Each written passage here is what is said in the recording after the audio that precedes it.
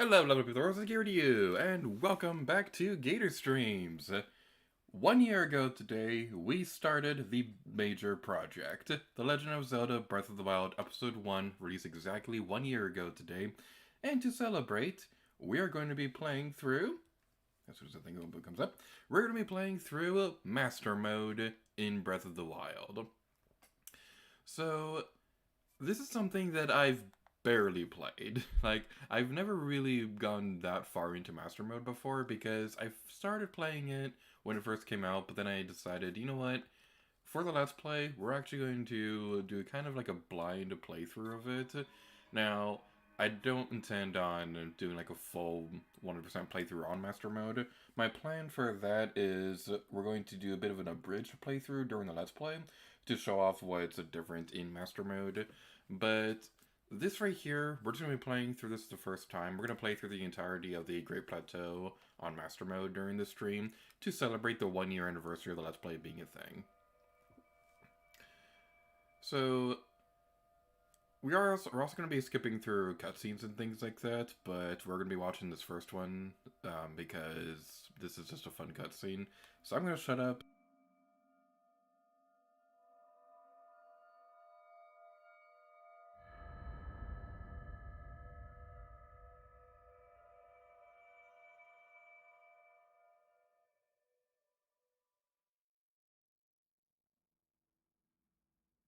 Open your eyes.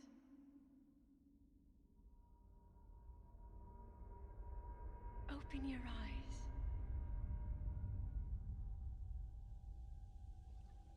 Wake up, Link.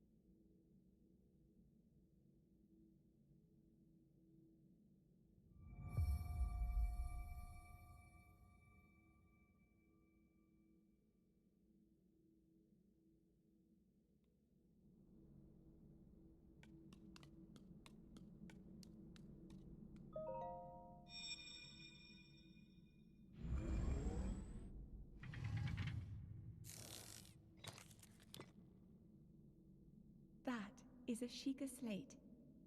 Take it. It will help guide you after your long slumber.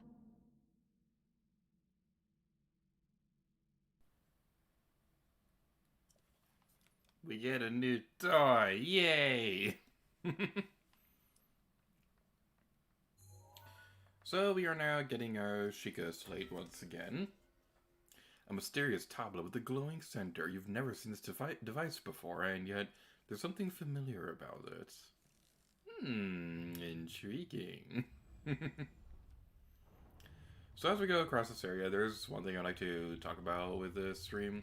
So my original plan was that I was going to record a playthrough on Master Mode through live streams and things like that, and use the footage of that for the Let's Play. I'm not quite sure if we're going to be going that route, though, because the thing with that is that would require me to stream through the entire game, and I kind of don't want to do that. Like, I probably could do that, but I think this is going to be one of those things where I'm going to be working on it on my own time over the course of the next couple months. The Master Mode video itself is probably going to be uploaded towards the end of the Let's Play, so it's like not like we have to redo. It's not like we have to record the entire thing right now, because that would be kind of torture to do that.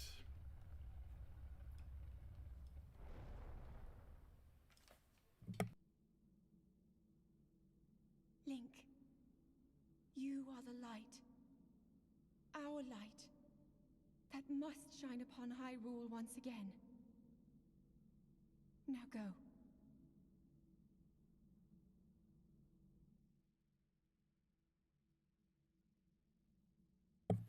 I don't wanna. I wanna go back to bed.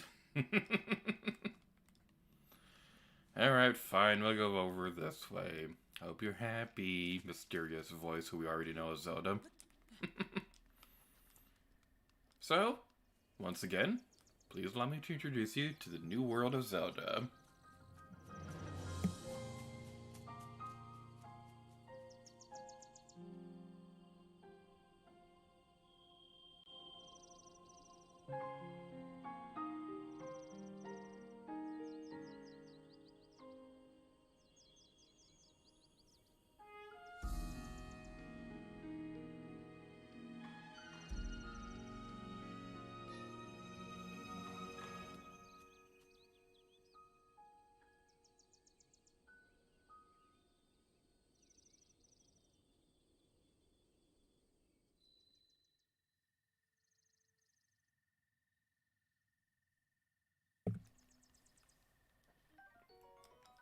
I found a stick! Alright, so, like I said earlier, we're just gonna kind of rush through the Great Plateau segment of this game, because it is pretty fun, but this is all stuff that we've seen before during the main course of the Let's Play, so we're not going to be spending too much time in this area, but we are going to be getting some of the more useful materials, such as the woodcutter's axe, and I'm going to be going over there to go get the sword. And as we go over this way, we might as well collect the Korok that's in this area. And I gotta say, it feels so nice to get a Korok without having to worry about the Let's Play. Because, like, over the course of recording the main series, it's really tempting to go look for the Koroks as we're recording through the main stuff, but if I do that, then I'm gonna have to remember where in the recording sessions that was, and I kind of have a bad habit of deleting some video files a bit too soon. Like, that's caused a bit of a problem these past couple months. So if that happened with the Korok, then that would be very problematic for the Let's Play. So that's the reason why I'm trying to go out of my way to not get any Korok seeds when recording the main Let's Play. So we go across this area, and we're going to see one of the first instances of something that's different in Master Mode. So, we go over here. Normally there's a red bokoblin in this area, but now we can see that this one is blue, not red. And the magical spirit lady voice is talking to us. That's always so pleasant. I don't want to. Go away. Alright, so blue block goblins are going to appear here instead. And the reason for that is because every enemy in the game is now one tier higher than normal. So red block goblins no longer exist in master mode. They're all replaced by blue block goblins. And the original, more powerful enemies, they're now golden, which is something that only appears in master mode. And we're going to see an example of that a little bit later, and that's going to be a fun adventure. Time for adventure! So let's head over this way now. Also, the enemies in this game, they have more HP than usual, and they deal a lot more damage, and that glowing thingy on their health bar, yeah, they can heal now over time. So, yeah, we gotta be careful about that. And I pressed the jump button!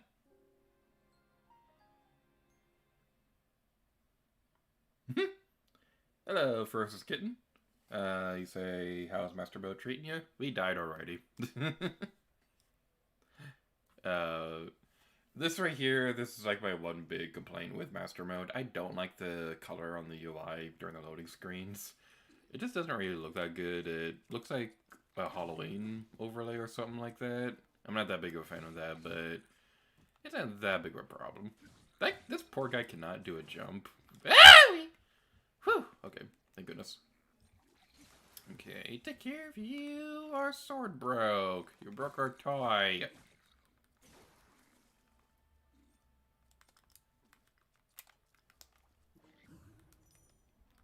And destruction! Whee!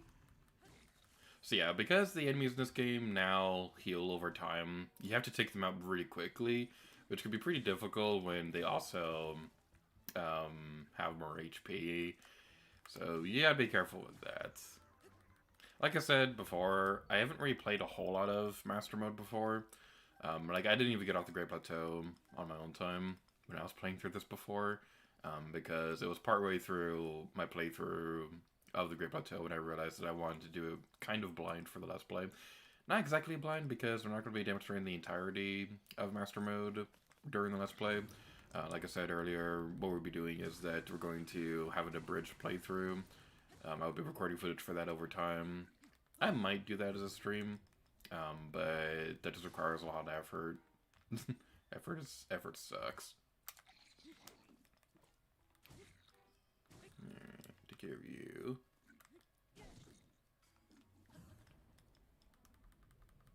Our woodcutter's axe is going to break pretty soon. It's probably not that worth it to fight this Bokoblin, admittedly, unless we can get the Bokoblin Club. Yay!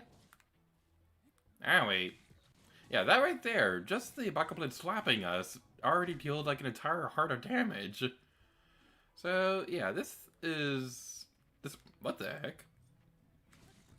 He was like he was wave dashing or something like that. That was amusing. But now we can go over here. And we get the Hylian trousers.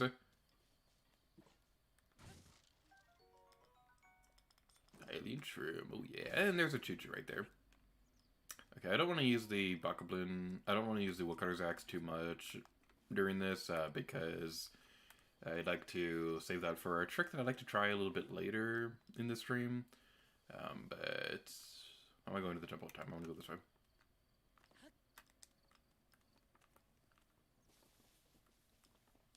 So as I go across this area, I'd like to discuss some stories about working on the Let's Play. Lizard! Hightail lizard! Yay! So, like I said earlier in the stream, today is the 1-year anniversary of the Let's Play becoming a thing.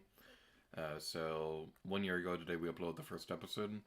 And I gotta say, throughout my time being on YouTube and things like that, releasing that first episode was like the most nerve-wracking thing I've ever experienced. That and the announcement video announcing my plans for the series.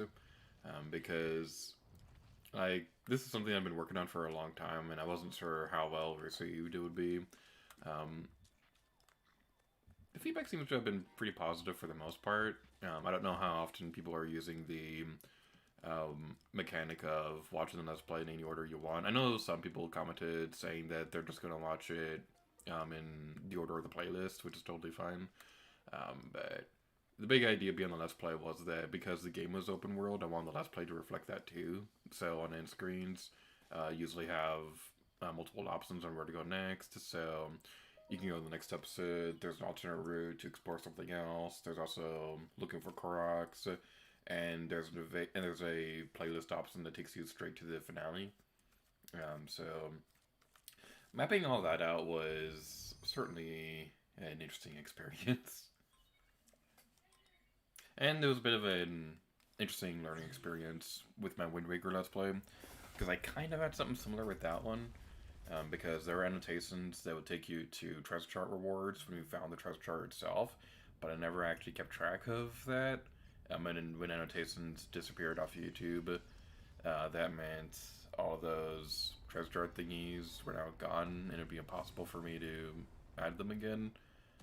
So yeah, that's a big reason why I'm trying to be better about keeping track of all that during Breath of the Wild. And like we said earlier in the stream, we're also going to be skipping over cutscenes, because this is all stuff we've already seen during the main Let's Play. So that's something that's going to be pretty interesting indeed.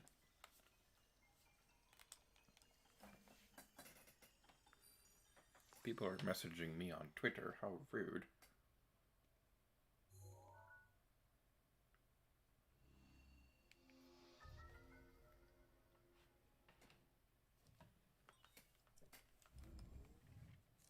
And now we've opened up the Great Plateau map.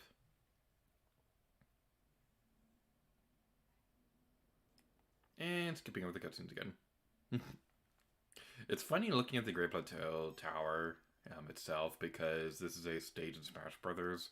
So this is just one of those things where after it's included in Smash Brothers, you can never see it the same way again. It's kind of like Piranha Plant, how whenever you see that in a Mario game, it's like, oh, you're a playable character in Smash now. That's always pretty fun. Now we go over here. Oh my goodness, all people can fly now! My, it would seem we have quite the enigma here. And skipping over dialogue because I don't feel like reading right now.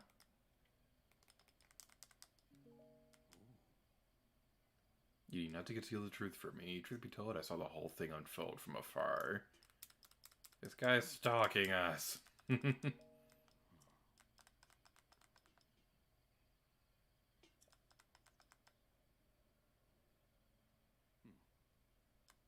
That is Calamity Ganon. 100 years ago, that vile entity brought the kingdom of Hyrule to ruin. It appeared suddenly, destroyed everything in its path. So many innocent lives were lost in its wake. For a century, the very symbol of our kingdom, Hyrule Castle, has managed to contain that evil, but just barely. There it festers, building its strength for the moment it will unleash its blight upon the land once again. It would appear that moment is fast approaching. I must ask you, courageous one, do you intend to make your way to the castle? Nope!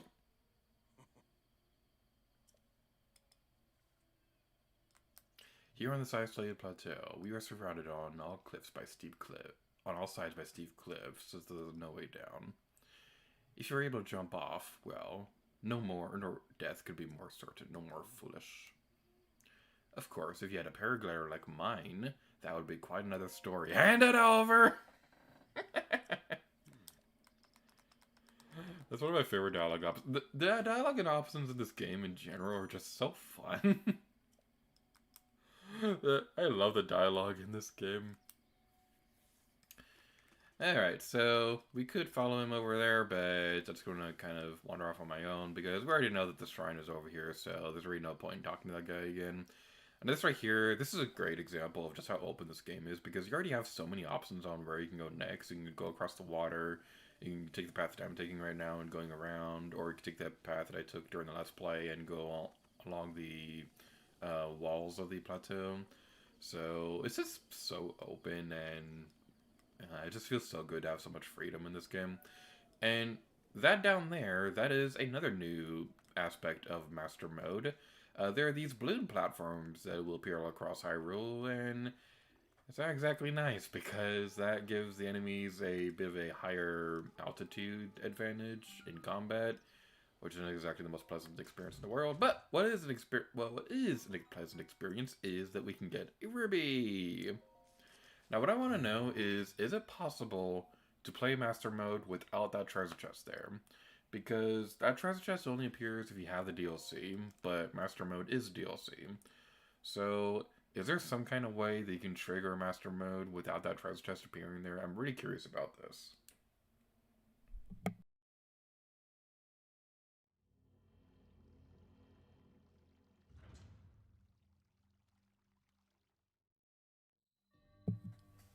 Magnesis Trial, Omano Shrine. The name of the shrine is an anagram of Manuma, like Aizianuma. Alright, distilling rune. Come on. Hurry up. This is the bane of every speedrunner's existence.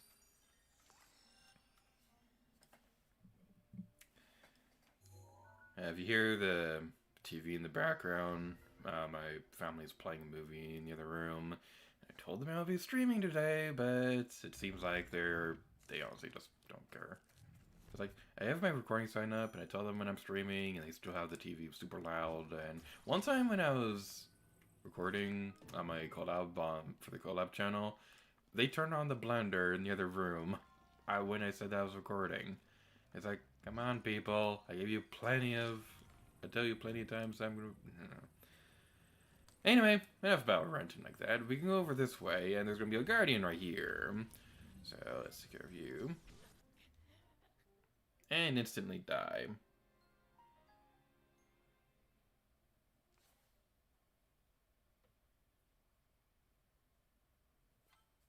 That's the second time that we died during this stream. Hopefully that won't be a running trend. So, we go over here. Okay, good. We still have Magnesis. Yay, this game is generous sometimes. Alright, so let's head over this way. I'm gonna drop that over here. Now, a bit of a fun story that I have that I don't think I really talked about during the Let's Play was... Okay, this first part I know for a fact that I talked about during the Let's Play, but there's a treasure chest in this shrine that I got in a kind of an unconventional way. So we'll be going over this way. I'll tell the story after we fight this guardian.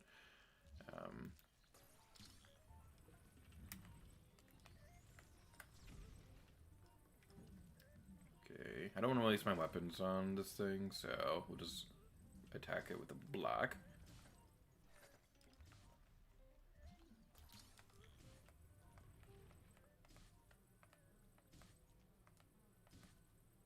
This is kind of working. Yay, it worked! Alright, so... the treasure chest in that far corner over there. What I did when I was playing through this the first time was that hello, let's talk was that I had all of these platforms lined up. I had all these metallic blocks lined up towards the end of the shrine to try and make a pathway for me to get to the higher area so I could jump over there. And then my sister played the game like an hour or so later and just used Magnesis to bring the treasure chest down. And I remember that memory always sticking out in my mind because that just really solidified how open this game really is with the most basic puzzles. Now, the fun thing about that is that I was trying to replicate that whenever I do practice recordings for the Let's Play. Basically what I would do was that, like, for months before the Let's Play started, I would do practice recordings for the Let's Play to make sure that I knew what I was doing by the time that I'd record the real thing. This is a process that I've been doing for years. So, during a majority of those practice playthroughs, I was never able to replicate that thing where I had all those blocks up leading me to the higher area. I think I was able to do this during the Let's Play. I don't remember off the top of my head because I haven't watched that video in a while. But yeah, that is one thing that kind of sticks out whenever I was recording through those practice playthroughs and stuff like that. But anyway, now we have our first rune ability, and we can use Magnesis and stuff like that.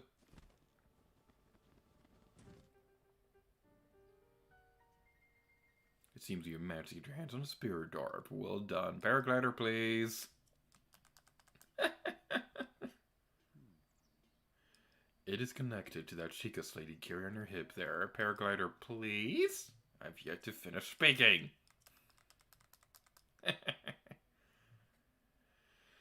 I love the dialogue in this game.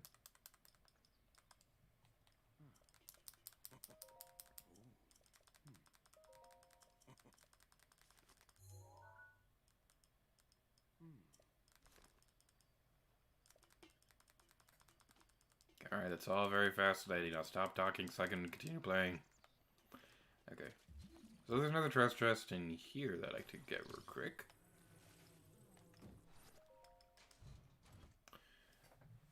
Alright. Now we got some ember. Yay, ember!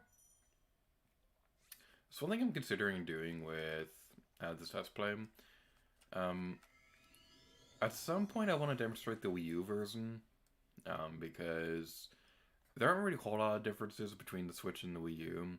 They both play pretty similarly. The only real difference between the two versions is, of course, some UI differences with the controllers, but the sound design on Switch is a lot better, and the Switch version also runs a lot smoother. So I definitely want to demonstrate the Wii U version at some point, because there's some interesting topics I'd like to go over between the two games. And one thing that I was considering was using the Wii U version for the Master Mode video.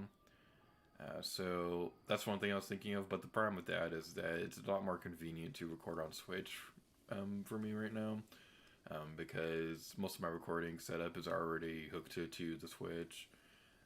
But yeah, this is one thing that I've been thinking about.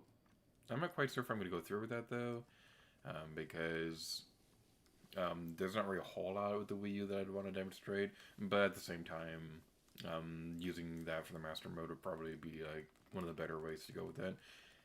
And speedrun ability is activate. So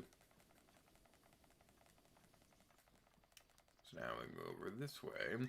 You want to be careful in this area because there's going to be a guardian here, so not exactly going to be the most pleasant experience in the world. Thankfully, it's only a guardian scout, so it can't follow you anywhere. I think we were able to defeat it during... Yeah, we definitely were able to defeat it during the main Let's Play, and that was always really cool. And this right here, the Nintendo Switch shirt, I believe that's still on the Wii U version, so it always strikes me funny thinking what it must feel like getting that shirt when you own the Wii U version, because it's like, oh great, cool, it's marketing a console, it's marketing the better version of this game.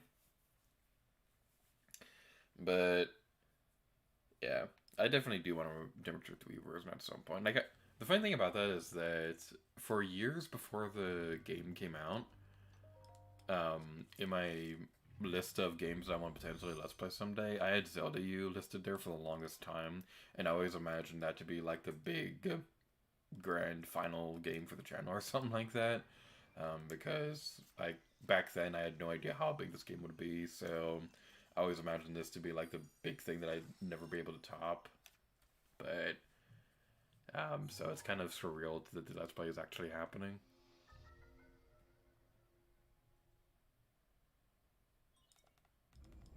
Rune extracted. Oh yeah. Alright then.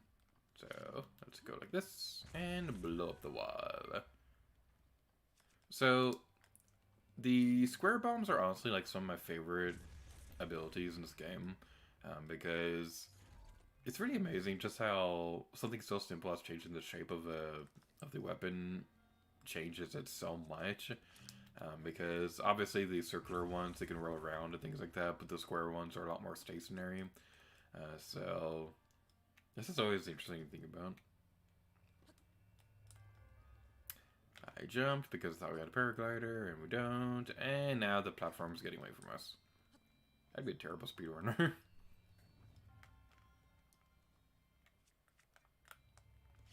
Alright then.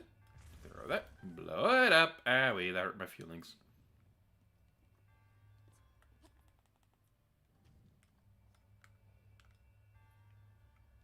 And now we this way. I believe there's going to be amber in that treasure chest, but I probably shouldn't waste too much time going over there. But it's a treasure chest, and it's shiny, and I must collect the shiny. Whee!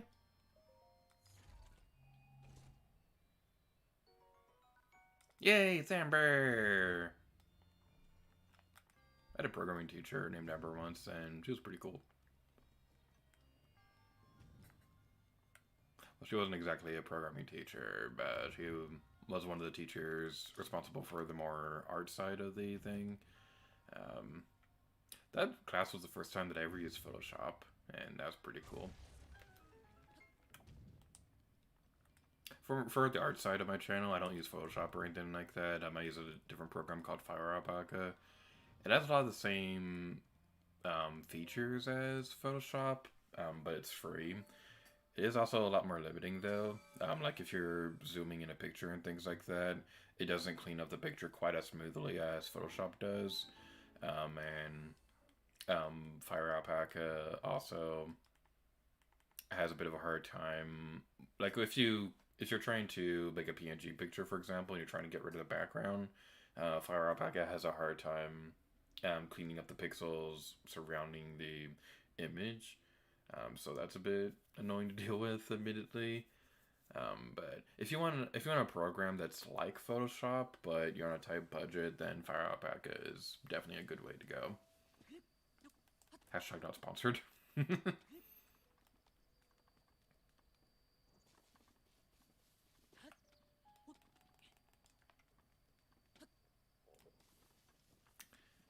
Alrighty then. So we're this way. There are 2 more shrines left for us to collect. So, like I said earlier, once we get off the Great Plateau, that's going to be the end of the stream. So this over here, this right here, this is the meanest thing they could have possibly done. So, in Master Mode, they added not just a Lionel, but a golden Lionel! This is the most difficult enemy in the entire game. More difficult than the final boss. More difficult than any other field monster. And it's on the frickin' Great Plateau! I probably could try and fight that thing right now, but honestly, I have 0 confidence in my skills to take care of that right now. And all of our weapons right now suck. They're going to break easily before we can do a whole lot of damage to that thing, so it's just going to waste everybody's time if I try going for that right now. So we're not going to bother.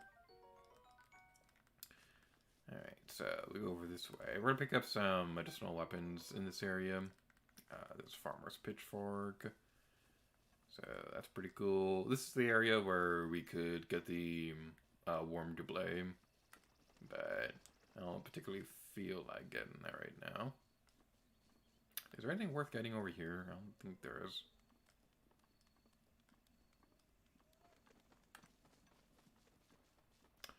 Alright. If we had more stamina, then we could just climb the walls up here to achieve our next goal. But we're not going to be doing that right now. I think a Bokoblin spotted us. They did briefly, but nothing to worry about right now. Alright, so for anybody who's watching the stream who hasn't been keeping up with Let's Play or anything like that, if you're curious about where we're currently at right now, so there's only like 4 more regions that we haven't explored yet. We haven't seen the Hebra, the Ridgeland, Tabantha, the Lake O'Farron regions. That's 5, but I can math properly. So, what was I going to say? So, we've explored quite a bit of the overworld in Breath of the Wild, but we still have a long way to go before we've seen everything.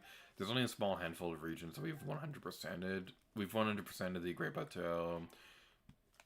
I think we've done everything in the Dueling Peaks region as well. What else is there?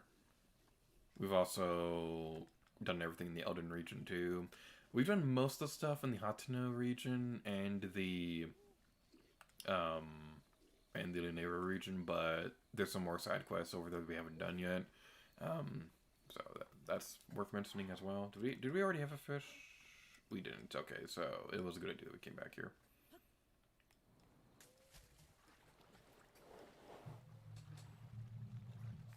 Alright, so basically what I'm trying to do right now is I'm trying to get materials for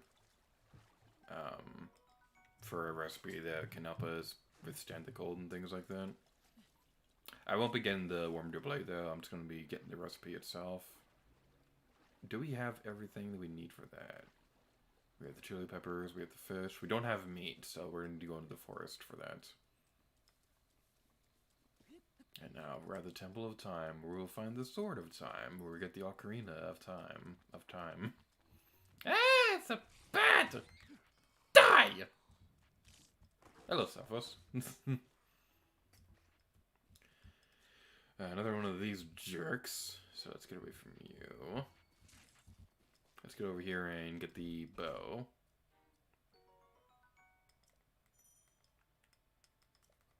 Do we have arrows? We don't have arrows. Ow, wait!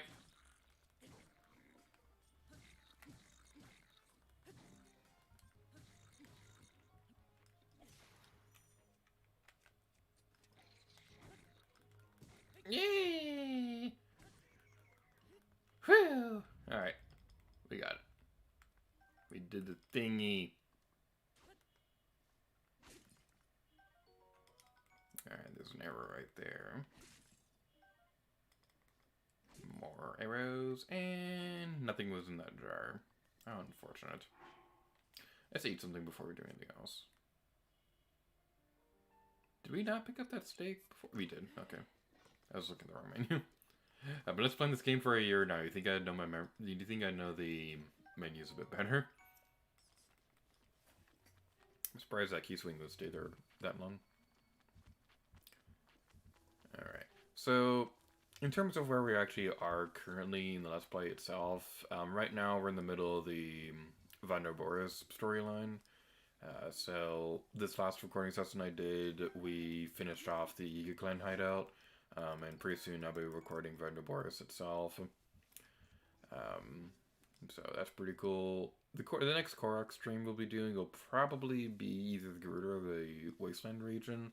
I thought about Akata, but I decided not to because I'd like to finish off Terrytown before we do that, and we won't be able to finish Terrytown for a little while longer. We could go out of our way right now to do it, but I'm trying to be organized with the Let's Play, so that's the reason why we're not doing that.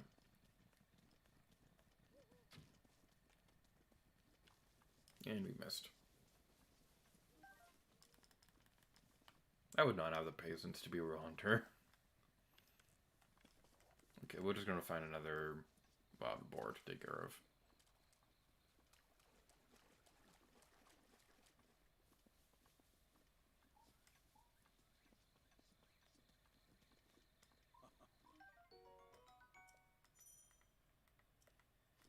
Oh, we have the torch now, so do we even need the... Do we even... The old man was like, aren't you a bit chilly? We probably don't even need the food thingy. I'm just gonna try and find one anyway, because we already made it this far. Okay, we took care of you.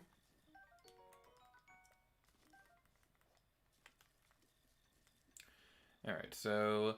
I don't think I demonstrated this during the Let's Play, but there's another cooking pot over here that we can take care of rather than having to go back to the old man's house over in the other part of the Great Plateau. This is a great place to take care of that. Do that, and do that.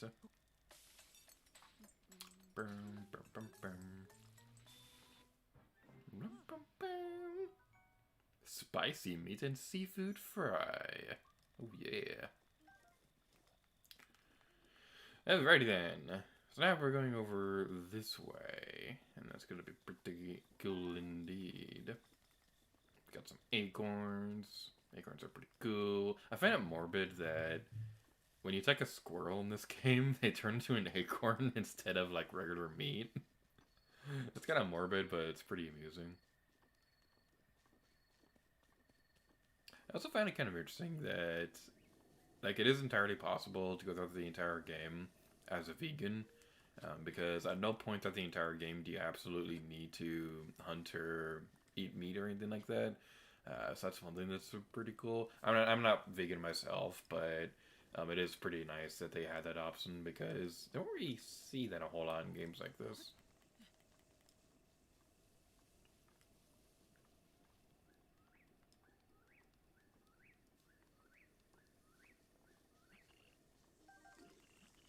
No, you don't see me. I'm invisible. I am invisible. I'm incognito. I am naked. I love that line in the forest when you're near Hestu, and he's all like, "Oh, you're naked. I am naked. We are united in exposure. Nikki, Nikki, Nikki." So I know for a fact I talked about this during the main Let's Play, but my favorite thing about that was something that happened when I was visiting family one time. So my uncle was also playing through this game, and he was showing that to me and my sisters because we haven't actually seen that before. And when my uncle and my sister were quoting that when they were like, "Nikki, Nikki, Nikki," the best part about that was that my grandpa walked into the room and he had the most hilarious expression during that. Uh, I love that story so much, and what I really find interesting about that is that, like, my uncle and my grandpa, they don't really play a whole lot of video games that much, but um, they were talking about Breath of the Wild for a long time. Like, my uncle was showing my grandpa around the game and showing all the cool stuff you can do, and it was just really fun watching the two of them play through that, and that's honestly one of my favorite memories of Breath of the Wild in general.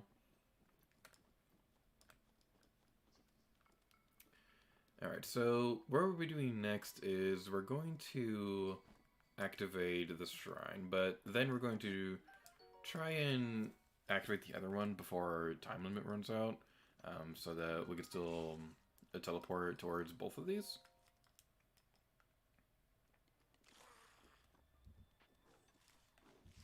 Alright, so we should be able to climb back up there within enough time.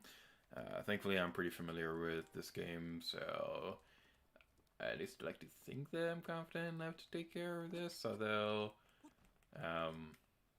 we wasted a lot of stamina jumping up like that.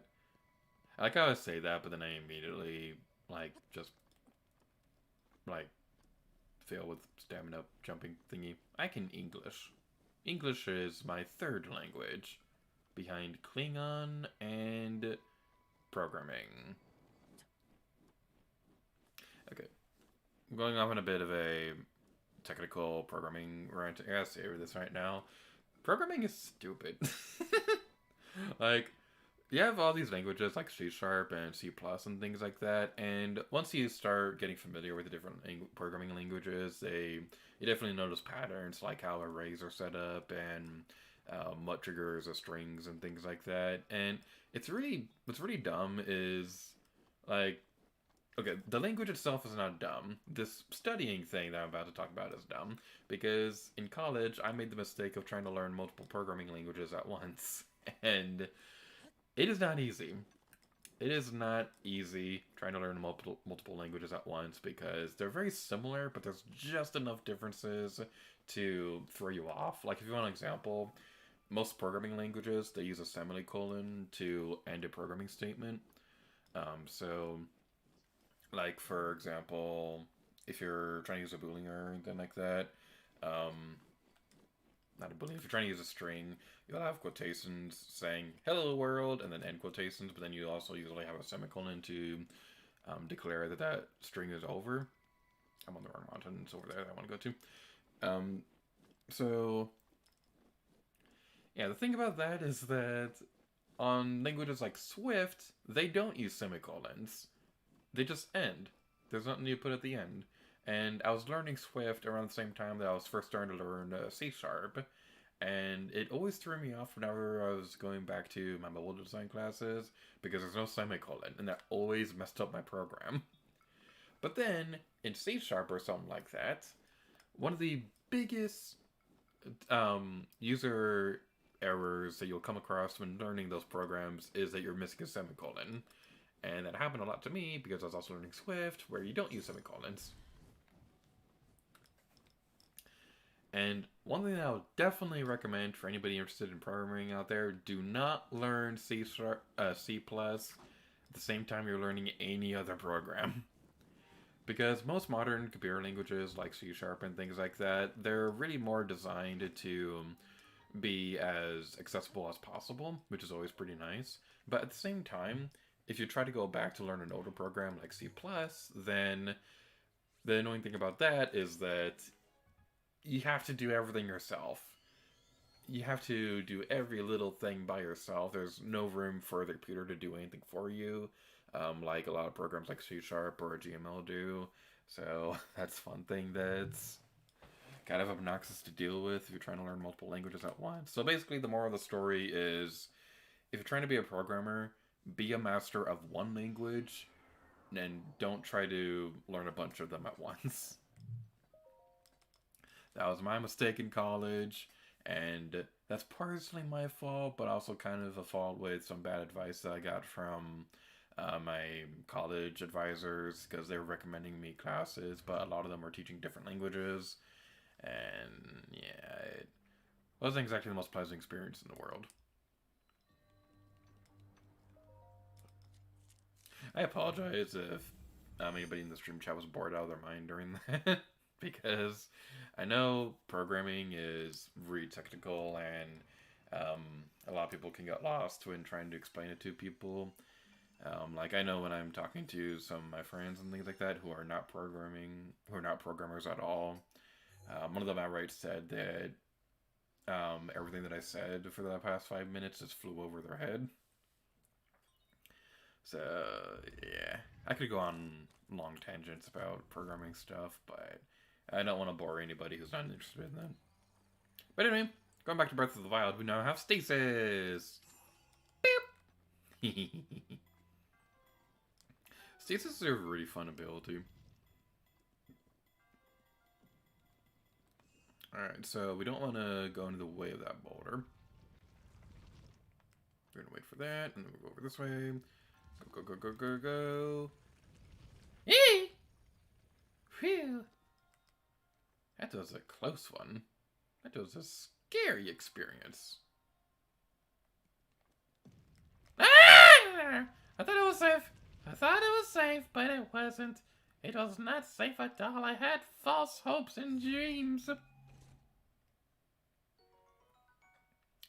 Traveler Shield. Is this really the first shield that we got so far? That's kind of surprising. Do that? No, we can go with. There's a sledgehammer right here. Let's pick that up. Take care of that, and wait. So now that we have stasis, there's a really cool trick that I'd like to try and do once we get back outside. I'm terrible at this trick, so it's probably going to take a couple attempts to do this, but we can definitely try and exceed in our hopes and dreams and stuff like that. And my voice is deep and sexy. Oh yeah.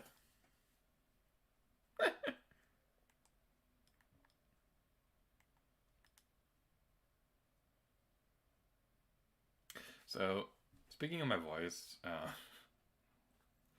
I was on a Discord server with friends a couple weeks back, and one of them used like a musical term to describe my deep voice, and I have no musical experience at all, so their compliment kind of like went over my head. So I was like, I don't know what that means, but I appreciate it. And then they explained it to me, and I was like, I feel really bad whenever something like that happens, because I really want to know more about musical terms and things like that. I'm just terrible at music. Like, I can't read music notes to save my life. I only know how to play a few songs because the way I learned how to play music is I learned based on patterns. I can't read music to save my life. But I can still play things like Phantom of the Opera, Final Boss theme, and Xenoblade.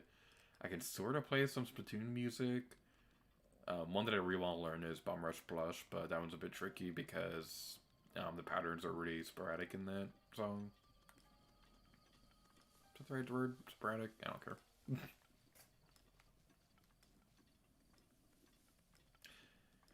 Alright then, so let's head over this way.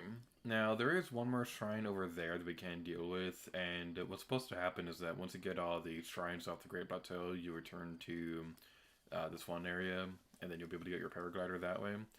But there's a speedrunning trick in this game that can actually let you get off the Great Plateau early. So, if we're able to pull it off, then we'll be able to take care of this. So, we want to go over here, use the woodcutter's axe, and I'm going to save my game so that we'll be able to take care of this, and if we fail, then we'll be able to make everything go back to normal and things like that. So, how do I want to do this?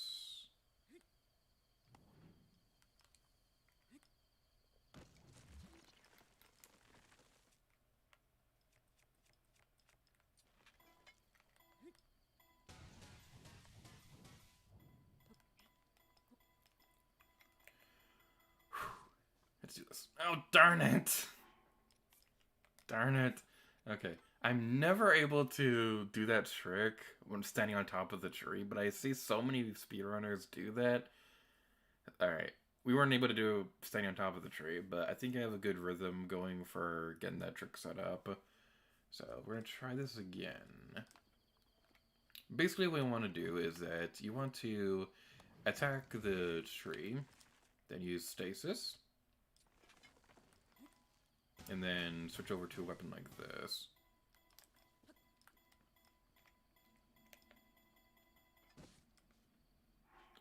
Dang it. I was trying to be on top. I was trying to climb on the side of it, but that didn't work out, so I panicked and tried climbing back on top of it. It's really weird because the audio I'm listening to is delayed slightly from the actual footage of it, because OBS has a bit of a delay with recording.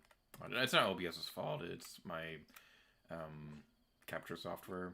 I don't know how to fix the lag on that, but I think we don't have to record the lag. I wasn't paying attention to the game. I messed that up.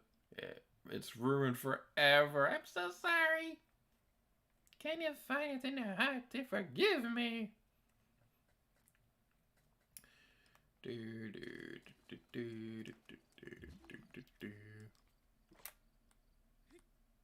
I have Splatoon in my mind because I was on a Splatoon stream not too long ago.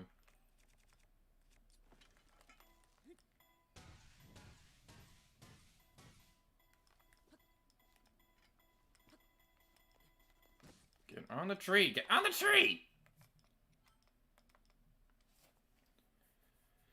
I'm a little out of practice with this trick, so I might take a couple attempts, but trying is the first step towards failure.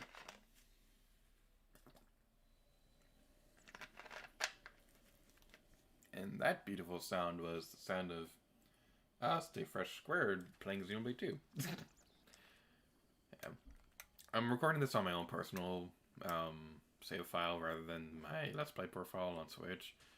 So you might see a friend notification like that appear from time to time.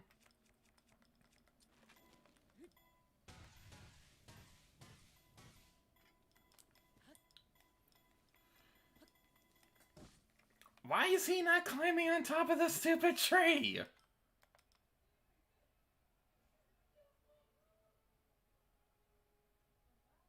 What movie are they watching in that other room? That movie is really loud.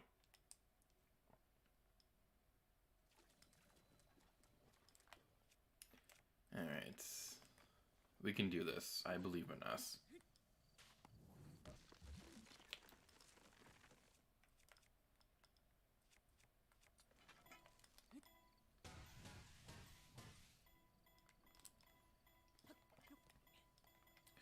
No! We were on it! We were on the stupid tree that climbed on top of it! We were on the stupid tree! We were on the stupid tree! We were on The stupid tree. And then I climbed on top of it like a big dumb dummy head. This trick better work. Okay, we're in a good pattern right now. We can do this. I say that, but then I have a hard time actually getting to the tree. Oh my goodness.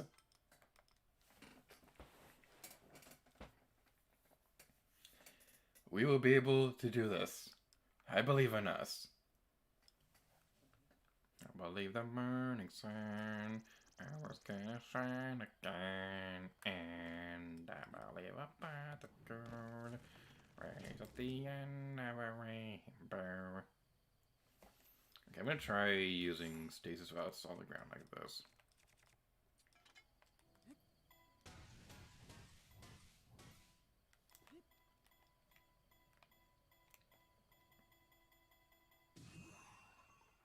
Okay, what is the trick for being able to do that while you're standing on it? I've never been able to figure that one out.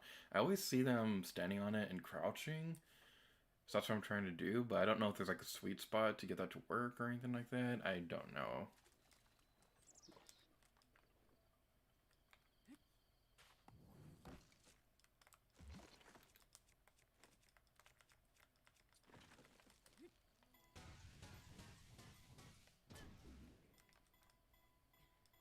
Yeah, we messed that up.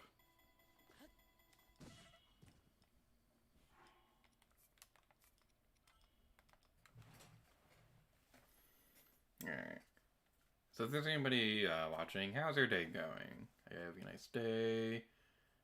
You enjoying your weekend? Did you drink eggnog, even though it's not in season? I wish I had eggnog.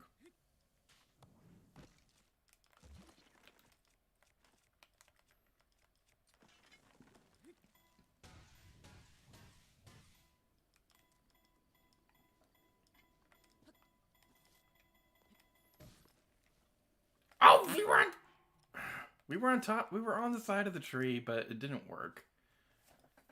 I think we were too close to the stump of that. So, okay, maybe the problem is that I'm activating stasis too soon. So I'm gonna try waiting a second longer than usual.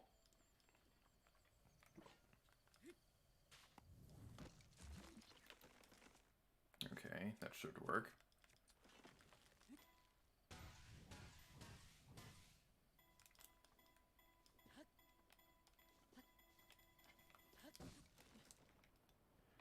Ah! That worked briefly, but then we fell off anyway. And now the tree is gone. Okay. I think we got this figured out. We can do this. How in the world did anybody figure out this trick? Like, that's one thing I really want to know is speedrunning tricks like that. How do people figure these things out in the first place?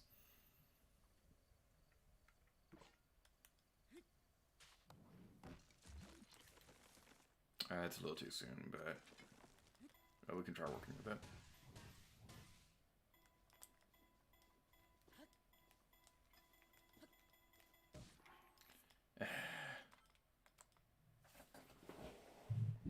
Okay, I'm thinking the problem is that we're going too soon, so the tree is a bit too high for what we're trying to do, and that's making it hard for us to jump on that. So what I'm trying to do is I'm trying to make it fall just a little later, so it'll be closer to the ground. Okay, that's good. That's a good spot. That is a really good spot.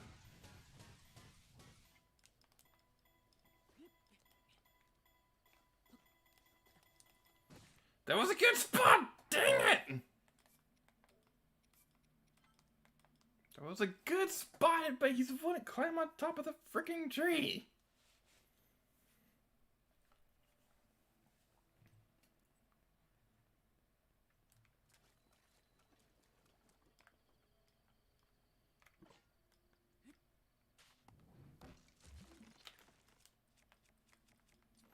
Okay, that's a good spot.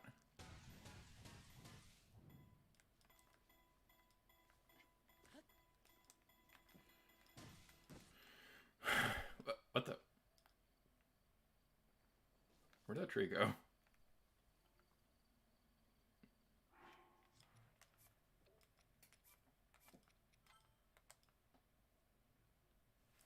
Okay, I'm gonna switch screens real quick because I have a video saved on here of me pulling off this trick, so I'm gonna look at that real quick to see if I'm missing something. We're probably missing something super obvious about this.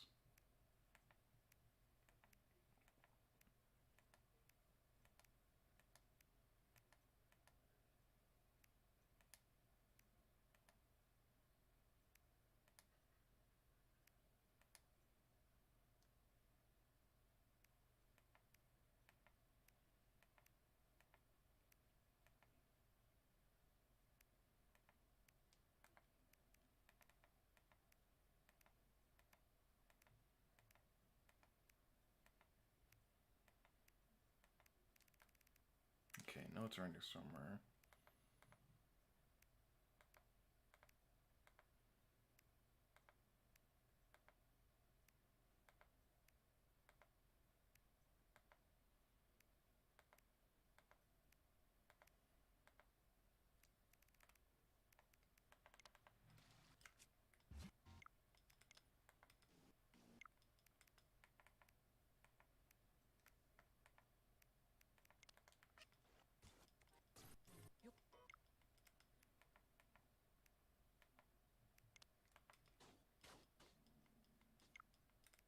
Where is this stupid video?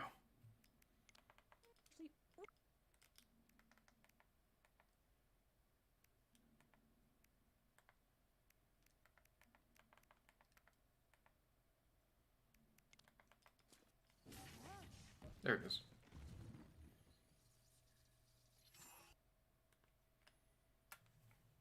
Alright, so this is the video clip of past me pulling this off.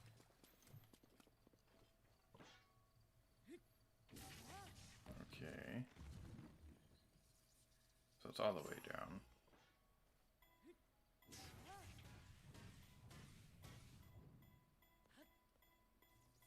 I was able to get it. Well. Okay. We can.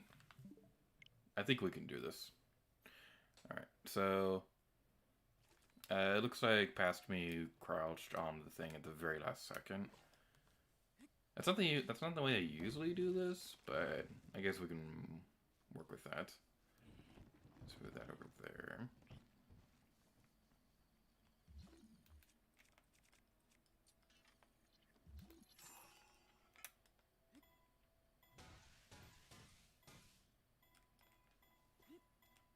Okay, sound the very edge. Ah, dang it. Okay, we were too close to the one side, and that made us fall off.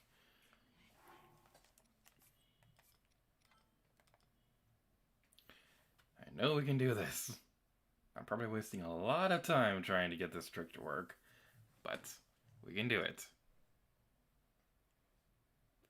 I wonder how often speedrunners have to reset entire playthroughs because they're not able to get this trick to work.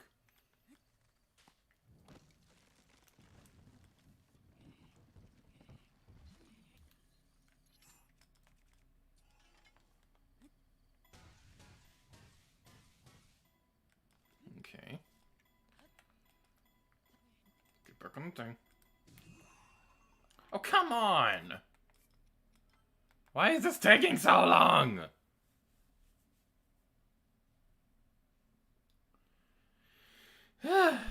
I know we can do this. I know this is possible. I don't know what I'm doing wrong.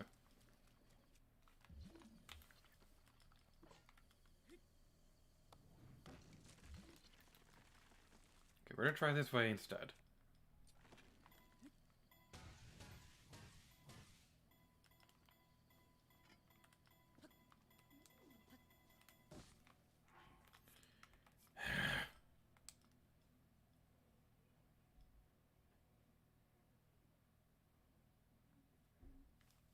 Okay, I really don't know what I'm doing wrong with this because this doesn't usually take me so long. But hopefully we'll be able to pull this off pretty soon.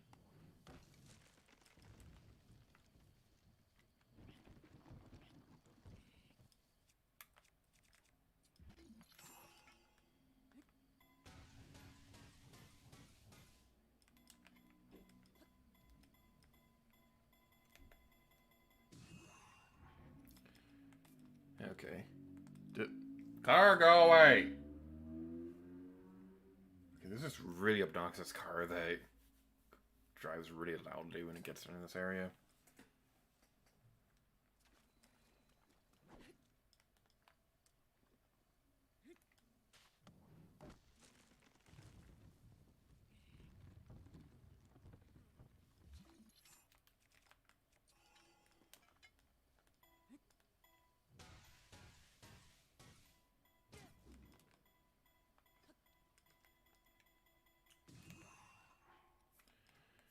Okay, I really don't know what I'm doing wrong with this.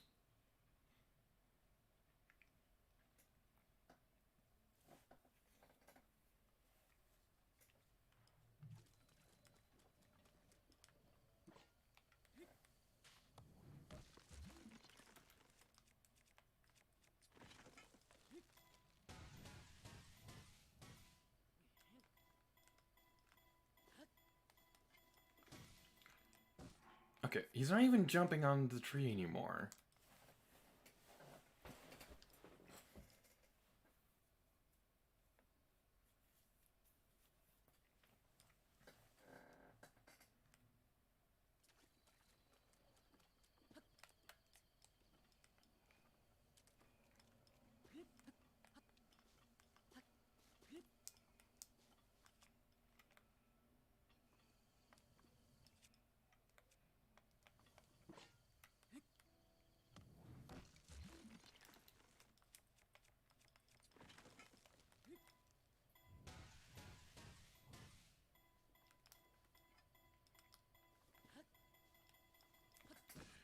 Get on the stupid tree! My goodness!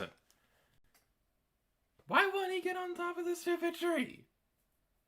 That's actually starting to make me really ticked off because I don't know why he's not climbing on the tree anymore.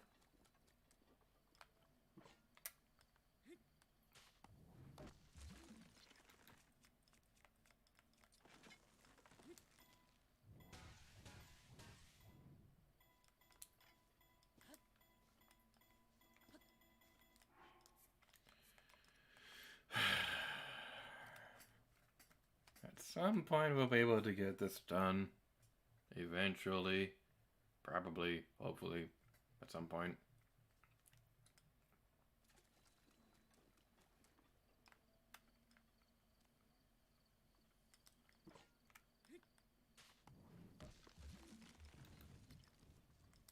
Alright, that's not gonna work, so we'll try the other methods instead.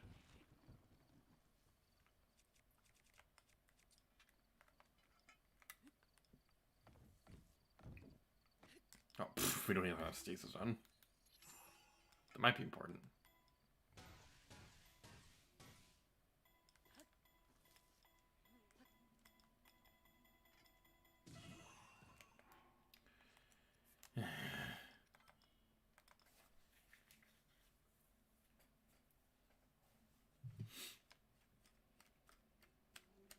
Okay, we're going to keep trying this.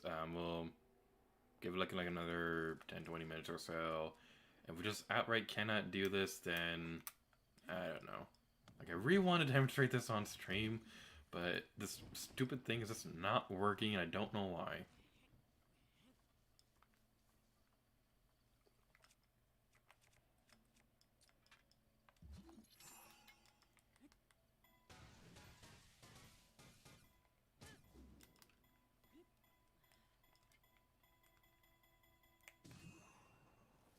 Yes!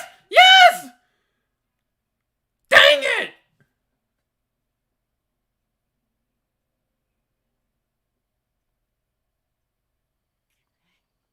We finally got it working, and it still didn't work.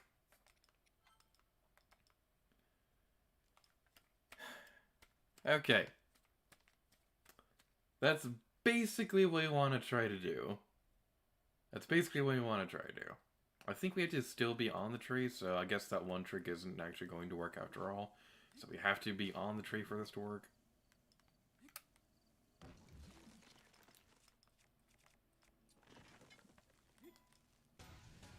But you get the basic idea. We have to use this trick, and if you do it correctly, then That almost worked if he'd actually stay on the tree. Don't know why it's not working. It's actually starting to tick me off.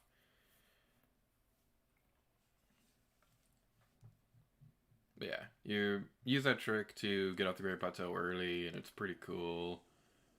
I think most speedrunners, they just only end up getting stasis, and then they do this trick to get off the Great Plateau. That did not work at all.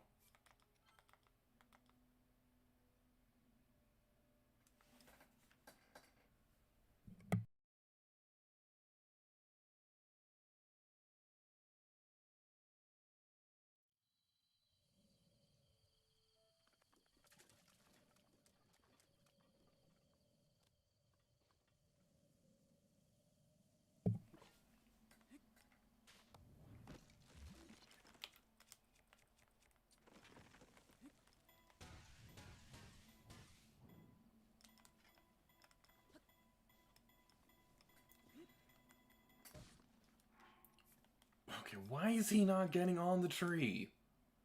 That's the thing that I don't understand. Why is he not actually getting on the tree?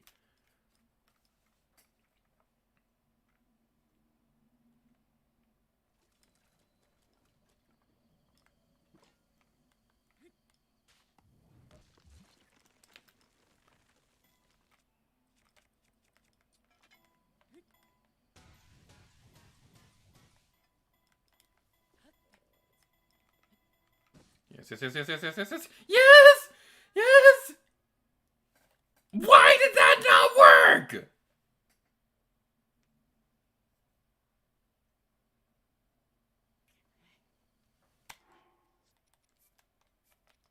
Okay, I'm really confused about this. Because normally this is supposed to work.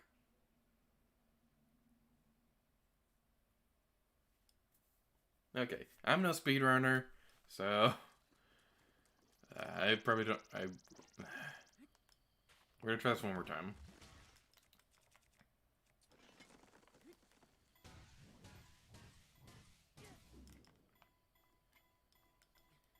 That's not going to work at all. We wasted all our stamina. Alright, if anyone knows the answer to why this isn't working, please let me know. Because normally I'm able to get this to work. Normally I can get this to work. I don't know why it's not working anymore. But at least we're able to get the trick with the tree to work now. That's not going to work at all. We have to try that again. So basically, we have to use stasis as soon as we can, so that the tree is as vertical as possible, so that we can climb on it easier. Hopefully that can work and stuff like that, but yeah. I don't know why he keeps falling off, though. I've never seen that. I didn't push the button in time. Yeah, we'll give this one more attempt, and if we just cannot get that to work, then we're just going to continue on with the last shrine. We'll finish that off, and then we'll get the paraglider, and that's where we're going to call it for the stream.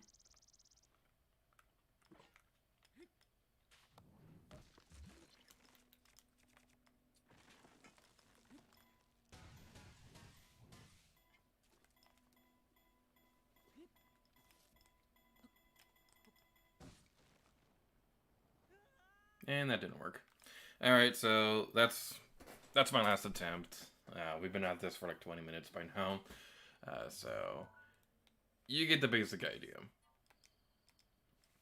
You get the basic idea. We were trying to do was that we were trying to stay on the tree, so we can get off that. I don't know why this trick isn't working. I don't know why it keeps falling off it. Yeah.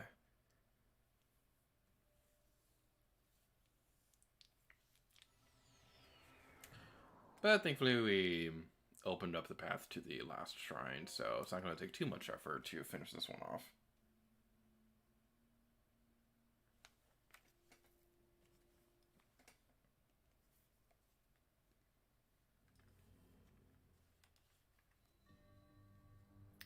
Cryonis trial. A lot of people don't really like Cryonis that much, and I don't know why. I think it's a pretty fun mode. I think it's a pretty fun ability and things like that. So let's head over this way.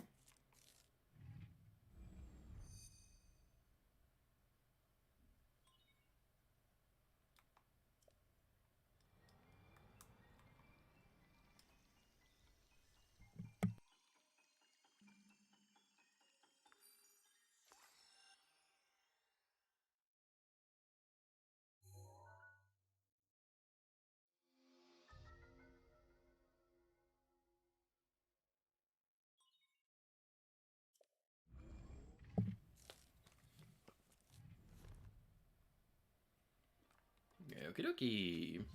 So now we have Cryonis. I really like this ability. I think it's a lot of fun. It has some really interesting uses throughout the game. So I don't know why people don't like this one. Like I can understand it being someone's least favorite ability, but it's definitely not the worst in the game. What is the worst ability in the game is dying.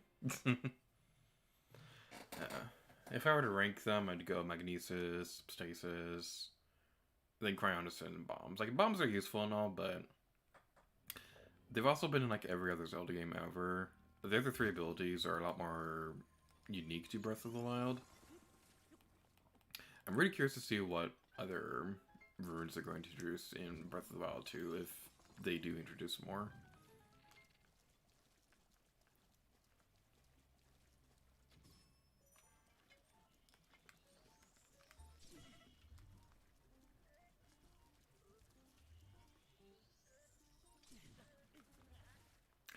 Alright, that's one other thing they've changed in in Master Mode. Laser attacks like that, the timing for a parry attack is now different.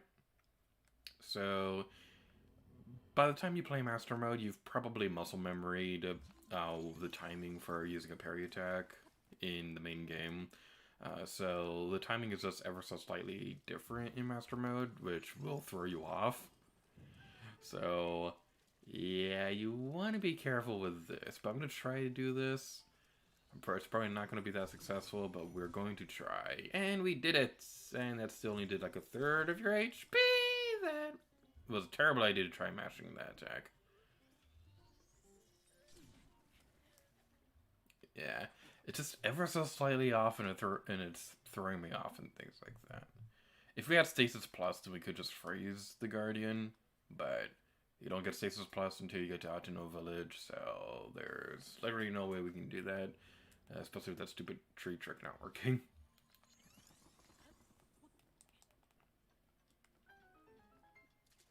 One thing that I really wanted to see someday is, like, at some point in the future, I'd like to make my own game at some point, and what I'd love to see someday is somebody speedrun it, because speedrunners are usually able to exploit mechanics in very unique ways.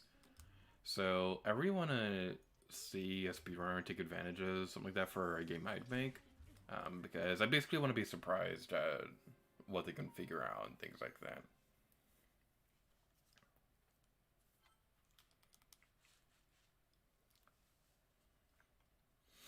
Like, I know in Breath of the Wild had its first public demo. It was E3 2016, and the developers of the game were surprised by all the different types of ways that people were figuring out puzzles in this game. So, yeah, it's something that's pretty interesting.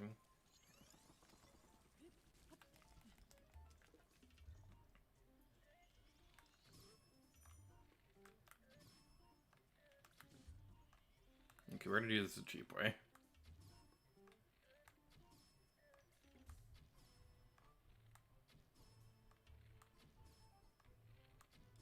Probably wasting way too many arrows for this, but it's not like we're gonna continue on this save file that much longer anyway.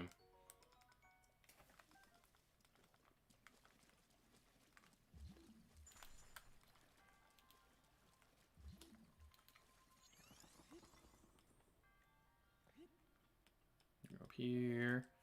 Activate the next treasure chest. And the Traveler Spear. Oh yeah. So, one of my favorite Breath of the Wild videos ever. It's this one. It's one of my favorite channels of all time. It's Game Champ 3000. They do this. They do challenges where they like try to beat Mario Odyssey jumplets and things like that. It's a really fun channel, and one of my personal favorite videos they've done was can you beat Breath of the Wild Master Mode without pausing? So that means you can't go into inventory to heal. You can't change out your rune abilities by going onto the D-pad thing. And it's like one of my favorite videos ever. And this is really, really fun. I would like to do a challenge like that at some point. Um, like one thing that I really want to do, I really want to make a video on Link's Awakening to see how many times you have to pause the game to be able to beat it. Because in the original Game Boy version, you have to pause your game whenever you're swapping out your inventory. So what I want to know is what is the bare minimum amount of times that you actually have to pause the game to swap out your items and do all that. So that's one thing that I would like to do. I don't know if I will ever do that because doing that would take a lot of time and effort. And I'm already working on too many projects right now as it is. So if I were to do a video like that, probably not going to be for a while.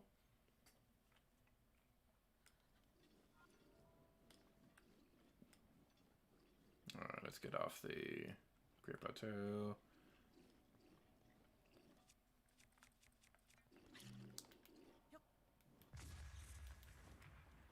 Okay, we're gonna take this Sour Crick. That will hopefully help us keep warm. See, we don't need no stinking warm to play. We could play the entire game naked.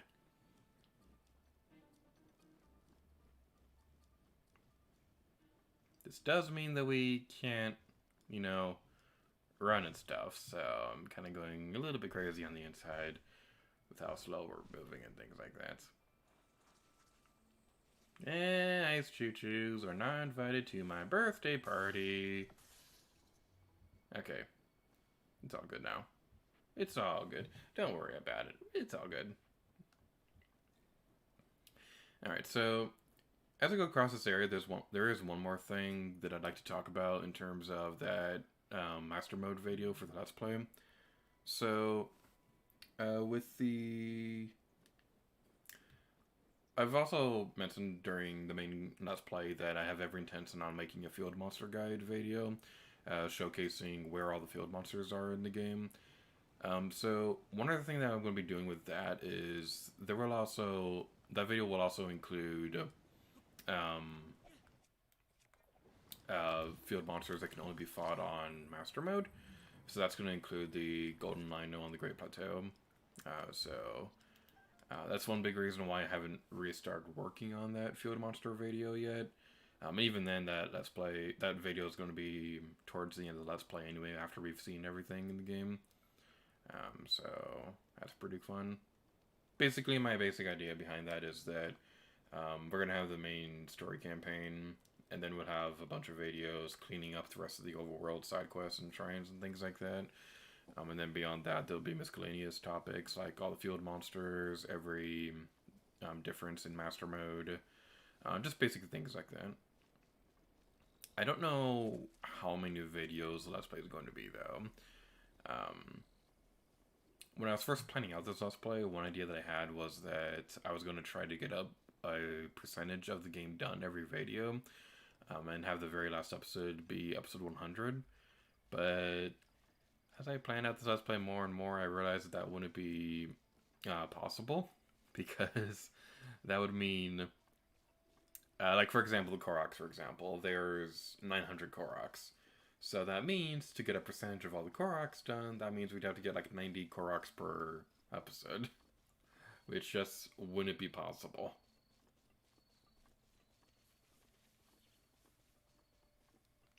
Actually, what am I talking about? How many is that again? 100. That's 9. That's not 90. I'm an idiot. That means we'd have to get 9 Koroks every video, which could be doable, but yeah. I don't know why I thought 90 Koroks would be a percentage of 900. That's not how math works. But anyway, yeah, you basically get the point. This game's absolutely massive, and there'd be no way to do a percentage of the game every video. Like, as it is right now, we're somewhere in the vicinity of episode 56, I think. Episode 57. We've done 6 Korok streams. Dueling Peaks, Great Plateau, How to Know, Linearu, Woodland. Yeah, we've done 6 of those, and the bonus video, finale thingy, so there's 57 videos done right now, and we're about 30% done with the main story, I think. Something like that. I'm trying to do math in my head right now, and it's a little hard to do while playing through the game, but we're somewhere within the vicinity of 50% completion them. So isn't that fun?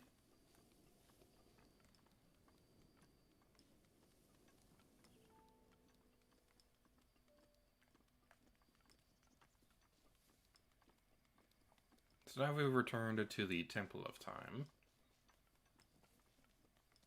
So this over here, this is the goddess statue. This replaces the heart container mechanic from previous Zelda games.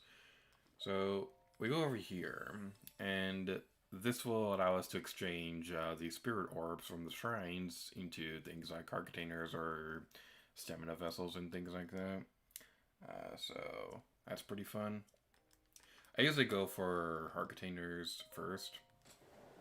So that's pretty neat. One of my favorite things about this game is that it's technically possible to 100% this game and still do a 3-heart run.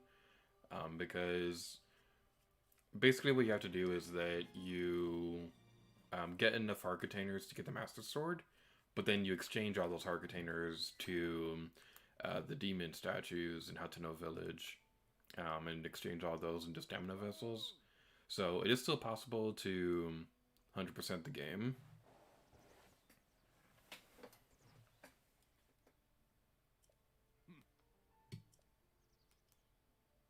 Did I demonstrate that during the Let's Play? I don't remember if I did. If I didn't, it would have demonstrated during the Master Mode video.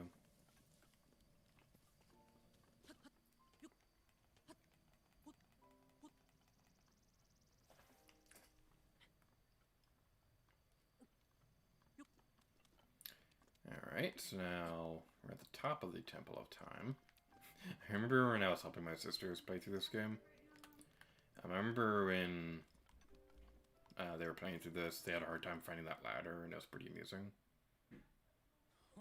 But now we're at an important story event, so we're going to skip it. And skip. So if you want to watch all these cutscenes, and just watch my Let's Play. Alright. And now we get this super shiny paraglider of awesomeness. Fun fact, during early development of this game, you can even see this during the Game Awards 2014. The paraglider was originally based off the sailcloth from The Legend of Zelda Skyward Sword, but then it was changed to its own separate thing, so that's pretty cool. I remember when that detail came out, there were a lot of people theorizing that this game would be a direct sequel to Skyward Sword, because, spoilers for Skyward Sword, that game ends with Hyrule starting to be established. So people were wondering if this would be a direct sequel that would show Hyrule being established itself, but that didn't end up being the story. And it's funny because people thought it would be a direct sequel, but it ended up being like as far away from the timeline as possible, because Breath of the Wild takes place at least 10,000 years after Skyward Sword. So that's something that's pretty amusing, that people thought it would be a sequel, but ended up actually being like as far away from each other on the timeline as possible. But that is going to be everything we'll be demonstrating today in The Legend of Zelda Breath of the Wild. So thank y'all so much for watching, and thank you so much for supporting the Let's Play for the first year. I don't know how much longer the Let's Play will be, because we are getting pretty close to the end of the main story, but there's still a lot of side content to go over. We haven't even touched the DLC at all during the Let's Play. Like, the most we've gotten was this thing you can do on the map where you can go to the hero's path. This right here demonstrates everything that we've done. This goes for about 200 hours of playtime, I believe. So that's pretty worth mentioning. This is pretty much all the DLC that we've covered, aside from a few miscellaneous treasure chests throughout the game. So we're at episode 50 in the main story, not including Korok episodes or the finale. My best estimation for how long the Let's Play is going to be, my estimation is that it's going to be about 120 episodes. That's my guess. The story will definitely end a lot sooner than that, but like I said, there's a lot of side content to also go over, so that's going to take a long time to do. But I hope you're enjoying the Let's Play, and if we're still doing this Let's Play another year from now, then we'll continue this save file, and we'll continue that for every year. That the link side animation. And we'll continue that for every year that the Let's Play is continuing. I certainly hope it doesn't last 3 years. Like, I could possibly see this Let's Play continuing a year from now, because like I said, we still have a lot to go over. But we've been making a lot of good progress these past couple months with getting more of this game done. Like, one problem that I had early on in the Let's Play was that I wanted to try and pack as much as possible within every episode, but then that also made for longer videos that took longer to work on. Lately, I've been kind of breaking them down into smaller videos, and hopefully that format works out pretty well. So, I could ramble on and on, but we should probably wrap up this stream pretty soon. So thank you all so much for watching this stream. I don't know when the next Gator stream is going to be. I don't know what topic it will be going over. I would like to do a Red Up Number Gaming pretty soon, because the 1 year anniversary of starting Red Up Number Gaming is coming up within the next couple weeks, so I'd like to do something like that. Red Up Number Gaming isn't exactly the easiest thing to do right now because my recording setup is not really suited for that. I'm trying to work out a better system with that. We definitely will be doing more Breath of the Wild Korok streams. The next one will probably be the Garuda region because it's a very short area, so that wouldn't take too long. I would also like to do some more Splatoon 2 stuff at some point in the near future. Hopefully we can get the next Splatfest episode uploaded with that. But the thing with Splatoon 2 Splatfest is that there's a lot of stuff in those videos that are out of my control. So I unfortunately can't upload those as often as I'd like, but hopefully we'll be able to have those uploaded a bit more on a regular basis pretty soon. So stay tuned to the channel for Let's Plays. We have The Legend of Zelda Breath of the Wild that's going to be continuing pretty soon, as well as Super Paper Mario and Splatoon 2 Splatfest. Stay tuned to the collab channel, because we're going to be having our second game direct over the weekend. I think that's tomorrow, actually. We're going to be announcing a couple of new collab projects during that. It's going to be really fun. I'm pretty excited for what we'll be announcing during that, so I hope you're looking forward to that as well. And thank you all so much for watching tonight's Gator stream. And next time, let Gear to you. Oh yeah.